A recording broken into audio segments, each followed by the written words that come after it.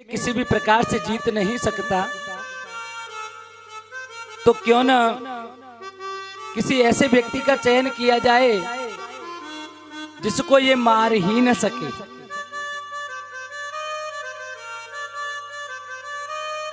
यवन देश का राजा है काल यवन। जरासंध उसके पास पहुंचा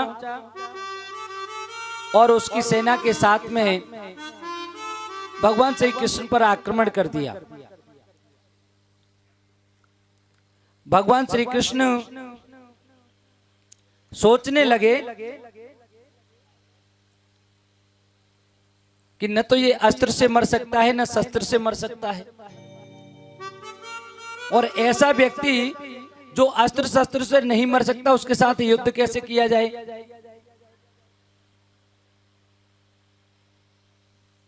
जब राम और रावण का युद्ध चल रहा था ना, तो रावण ने भगवान श्री राम पर आक्रमण करने के लिए अमर सेना भेजी जो मरती नहीं थी।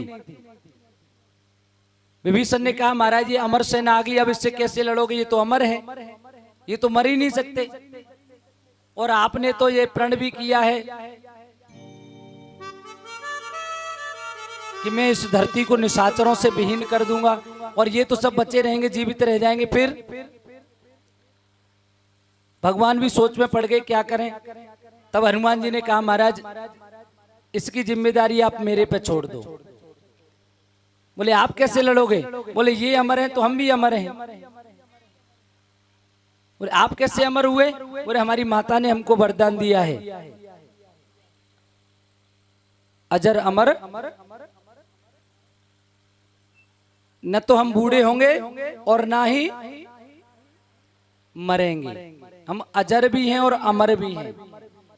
अच्छा, अमर व्यक्ति की एक बड़ी दिक्कत रहती, मर सकता नहीं है और बूढ़ा हो गया तो चल सकता नहीं है, न तो मरेगा और न कुछ करने का रहेगा। तो वो बार बार कहेगा कि इससे तो अच्छा मर जाऊं, क्योंकि मेरे न हाथ चलते हैं न पैर चलते हैं, बूढ़ा तो होगा। लेकिन मैया ने हनुमान जी को ऐसा वरदान दे दिया कि न तो वो बूढ़े होंगे और न मरेंगे। भगवान कहने लगे लेकिन वो अमर हैं, आप भी अमर हैं, ठीक है, लेकिन उनका करोगे क्या। हनुमान जी बोले आप तो देखते जाओ हम क्या करते हैं।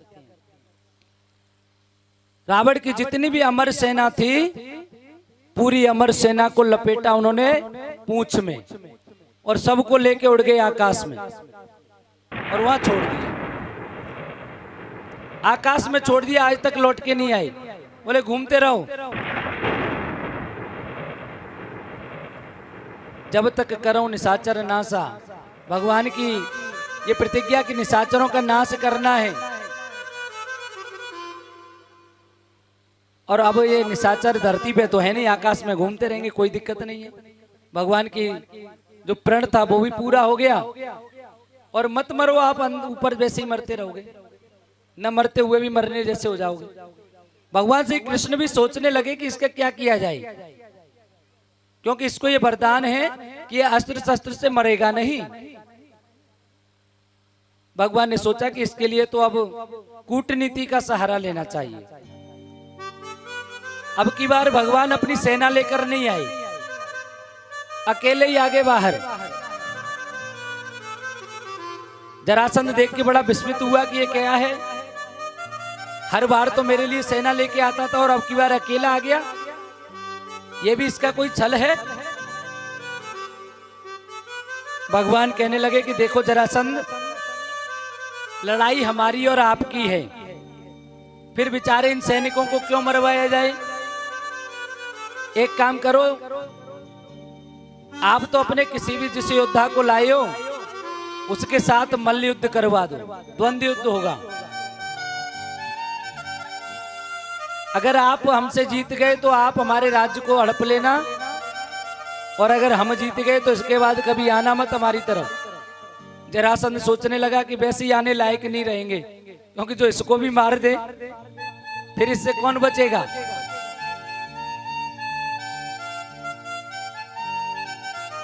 भगवान श्री कृष्ण और काल यवन दोनों का मल्ल युद्ध होना तय हो गया।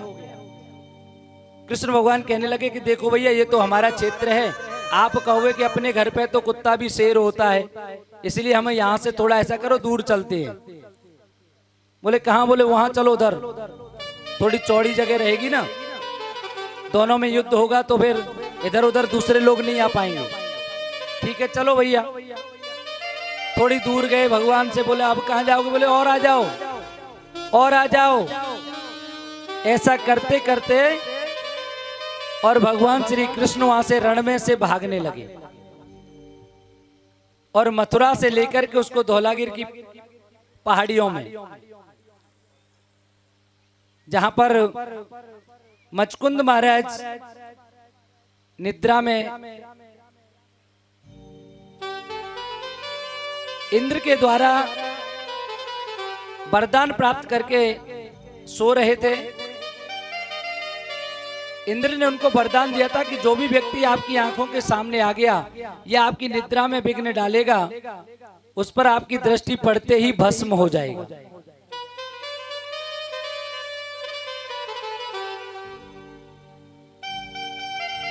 आज भगवान वहां से भागने लगे तो भगवान का नाम पड़ गया रणछोड़। बोले रणछोड़ भगवान की। रण को छोड़कर भागने के कारण।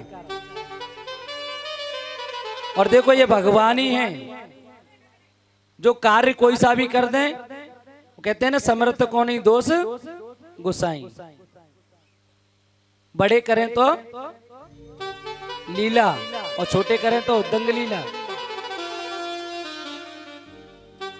भगवान है, जो भी करें उसी में उनका नाम छिपा हुआ है। गाय चरा रहे हैं तो गोपाल हो गए, पर्वत को उठाया तो गिरधारी हो गए। जो भी काम करें वही। अरे माखन की चोरी भी की तो माखन चोर नाम पाड़ दिया। भगवान जो करें वो कम है, थोड़ा है। सारे नाम हो जाते हैं उनके, कोई सा भी नाम, कुछ भी कार्य करें वही उनका नाम हो जाता है।